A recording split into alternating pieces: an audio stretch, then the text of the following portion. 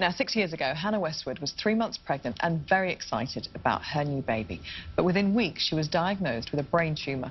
Luckily, the baby was born healthy, but her radiotherapy after the birth meant she lost all of her hair. Hannah's hair hasn't returned, so she's found a replacement that's not only brought back some normality to her life, but also her job. Welcome to the show, Hannah. And we'll explain exactly what we mean by that in a moment and about your hair. But can we go back to when you're 3 months pregnant and not feeling well? Because most 3 month pregnant women don't feel very well. So how did you kind of know it was something more? I didn't. If it wasn't for my mum, I wouldn't be here, because she dragged me to hospital every single time. And I was like, oh, I'm just pregnant, deal with it, sort of situation. But she knew that something weren't quite right. She pushed and pushed?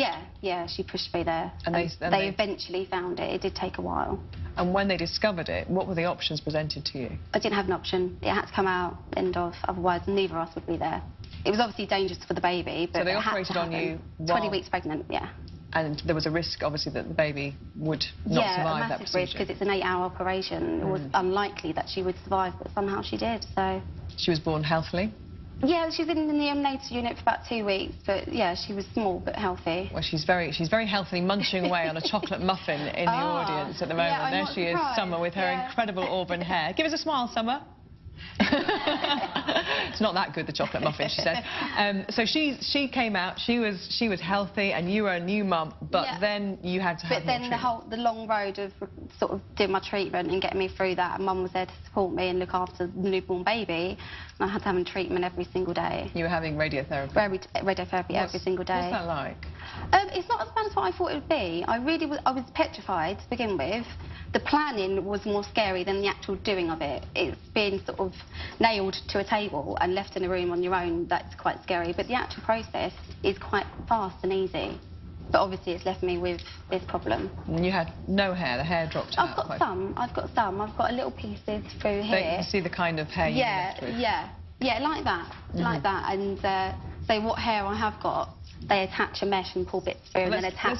We'll go on to that in a second, because obviously people looking at you now saying, hang on a minute, how did you go from that to that? But a lot of people would opt for perhaps a wig to start off with. Yeah, I did. I had a wig for a good 18 months, but it's no way of life, I don't think. All it takes is someone to put their arm around you, hug you, and it sort of slips back. You're constantly paranoid, and you have to take it off at the end of the day.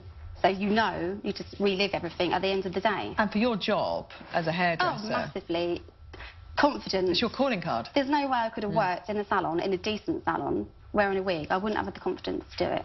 So when you started looking at options, how did you find out about this method? What it was, really, is that I went to one of my consultants' appointments just for a follow-up, and I said my wig's really itching where my scar was, and they went, oh, I've heard of someone who can help you with that, and it's another option, basically, and that's how I found Lucinda Ellery, so...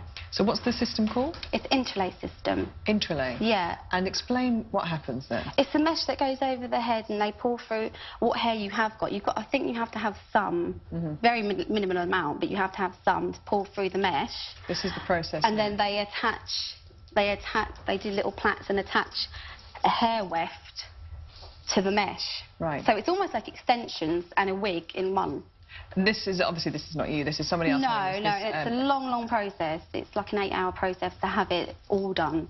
And then you have to have the in-between ones. It's just maintaining it. Right, so you don't have to do the whole process again, but you have to keep... you have to do it every sort of 18 months to 2 years. So it's a long time, but it's so worth it. I would not be without this now. There's no way. It's expensive as well, isn't it? It is quite expensive, it is, and there is some funding, but it's postcode lottery and things like that. So some cancer sufferers, depending on where they live, can get help? Yeah, there are people where I get my hair done that do get funding. It's just making enough noise and getting enough fuss about it to make something happen, basically. I'm still trying.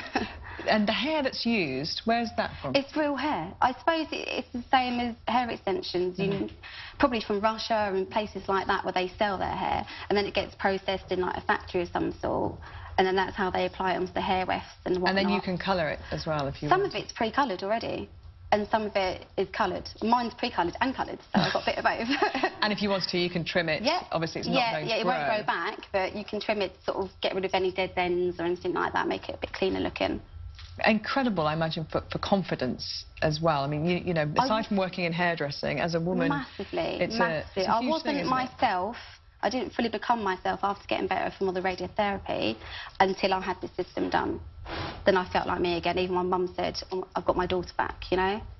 Because looking in the mirror and seeing what you had must have been a constant reminder of what you've been through. Yeah, because you'll find through the day when you're wearing a wig, and, you know, I have a little girl, and she used to hug me, and I used to be like, all like that. But at the end of the day, you take it off and you relive the fact that you have no hair, and it's probably not going to come back because it hasn't so far. It's still a struggling process, but this, it's my hair. It's mine.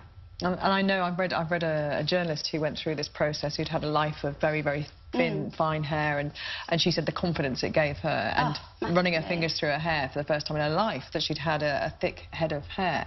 And I think probably people who are blessed with really good hair underestimate the confidence, of course, how it can knock you. Being in the hairdressers all day, every day, dealing with some beautiful hair, and you're running your fingers through it, and you're thinking, oh, I want it.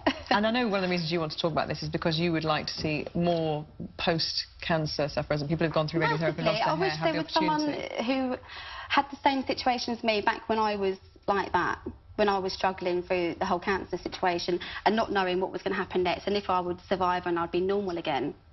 That was why I really wanted to get out there. There are people that you can become normal again after having such a strange thing happen to you completely randomly. And in terms of the tumour and everything, you've been given all the all clear? Touch wood, yeah. I still have my scans every year, which is really reassuring. And do they ever link it at all to the pregnancy? Was there any reason No, apparently I was born with it. They don't really know. Apparently I was born with it, but the pregnancy hormone made it grow to such an extent that I got symptoms from it. But obviously, at first, everyone thought I was just pregnant. So I was sent away left, right and centre saying, you're fine, and then it got severe. An amazing mum. Yeah, so and an amazing mum, yeah. And made sure that you pushed and pushed. Exactly, yeah. Well, well done, Mum. Well done you for coming in and talking about it and hopefully raising awareness of the options for women out there. Definitely. And your daughter's blessed with an incredible head of hair, isn't she? Her gorgeous. Auburn hair there. Gorgeous. She looks like a modern-day Annie, doesn't she? Not sure she's that impressed with being here this morning. No, I don't know yet. No, she will be later. Well done. Thank you very much, Hannah. Thank you for talking about it. Well, if you've been affected by hair loss and you want more information about how and where you can get this system, then log on to our website, channel5.com/Wright Stuff Extra.